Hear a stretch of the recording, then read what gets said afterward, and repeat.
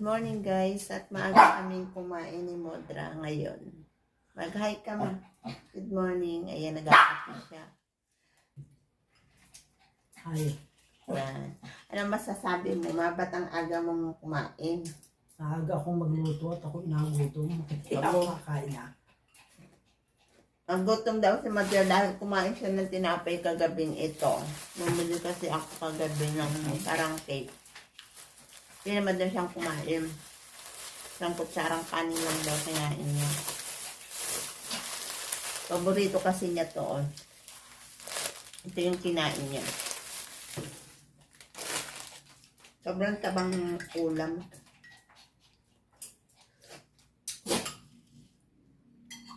Yun guys. Yun lang guys. Good morning and Masarap ang ating pagkain, no? Happy Thursday. Masarap daw pagkain. Masarap daw pagkain niya. Siya nagluto. Good. Ano siya ngayon. Yun guys. Bye guys.